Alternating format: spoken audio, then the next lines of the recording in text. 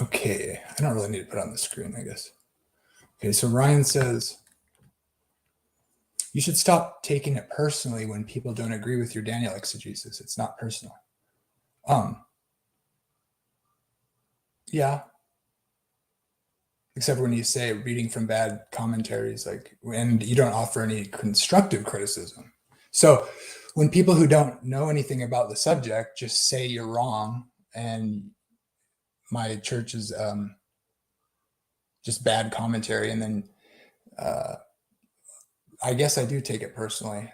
I think you're adding to the uncharitable heap of people who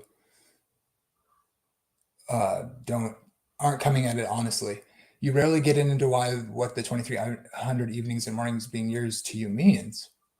That was a fair, non-personal criticism, right? So don't you realize that the video you're commenting on was my attempt to answer your question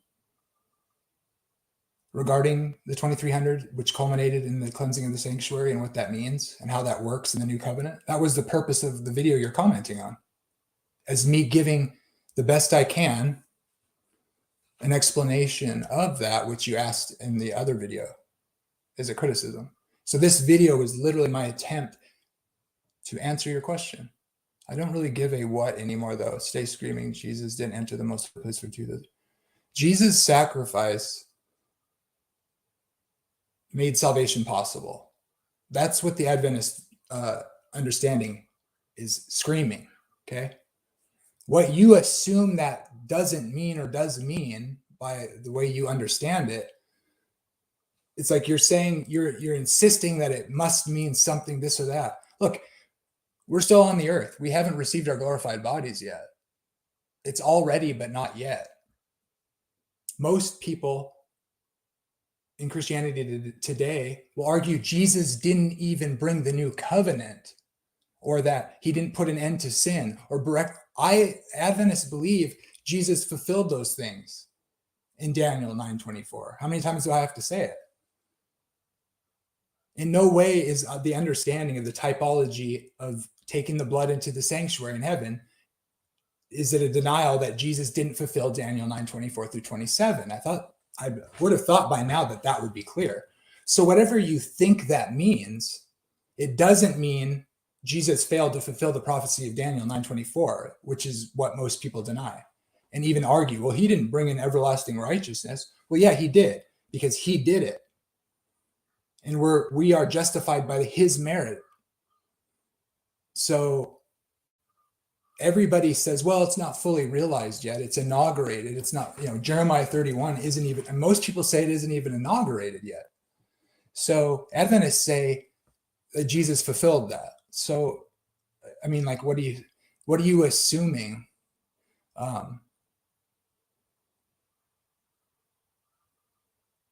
There's a reason why that idea is brought forth, the way in which the typology suggests it.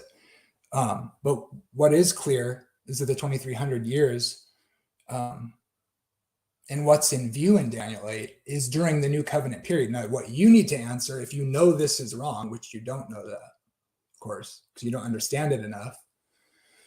I'm open to honest inquiry and criticism, but you have to explain better than Sola Scriptura 21 how the 70 weeks are not intrinsically tied to the prophecy of Daniel 8.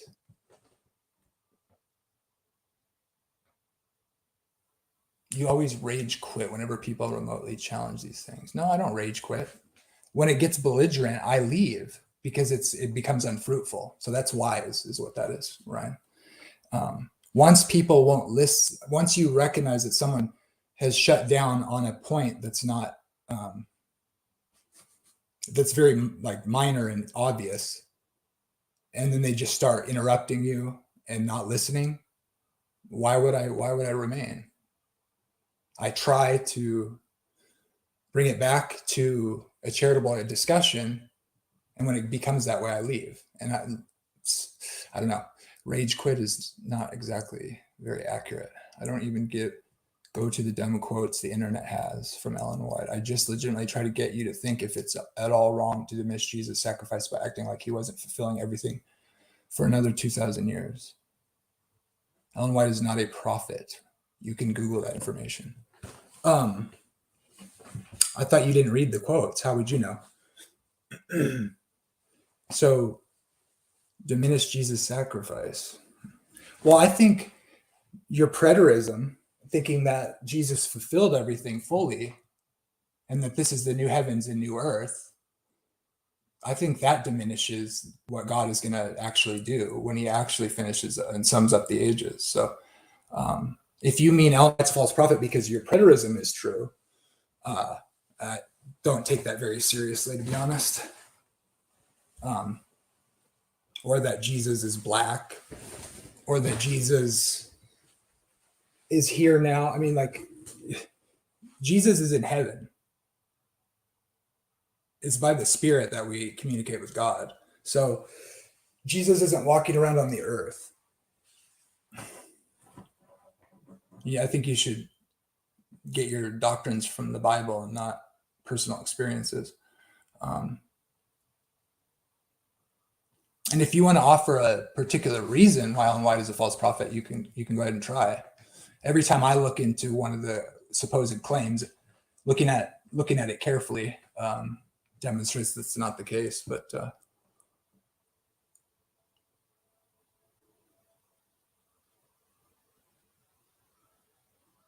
I'm done spelling out where Hebrews and every other New Testament scripture disagrees with that notion. You've never spelled it out.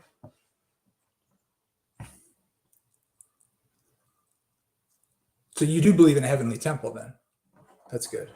That Jesus is in a heavenly temple. You just think he entered the most holy place 2,000 years ago? Show me that in the text. Show me where it says he went into the most holy place in the heavenly temple. That would help. But I already know it doesn't say that. So I don't know what to say about that. I guess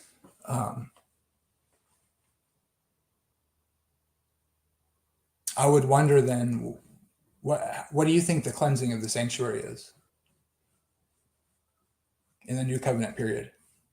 Since you understand that Jesus is in the heavenly sanctuary or in the heavenly temple.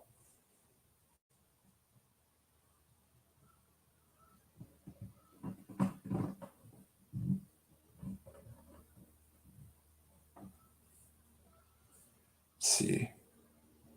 Okay, so Dan says, it's almost like the Bible teaches with God. So this video is about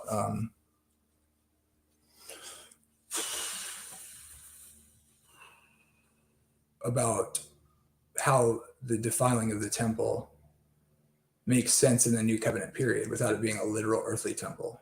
Okay. For one, well, I could add to that, Paul mentions the guy from Daniel 7. Does Paul think that's Antiochus, I wonder? It's almost like the Bible teaches with God, that clarity that your body is a temple in which you can house spirits to operate within it. I don't deny that your body houses the spirit. I wouldn't say that. Spirits like God, demons or you. Wait a minute, never mind, because materialism. I thought that was a funny comment. See, I can that doesn't bother me, even though it's like, look, I don't deny that we have a spirit. That's our spirit. I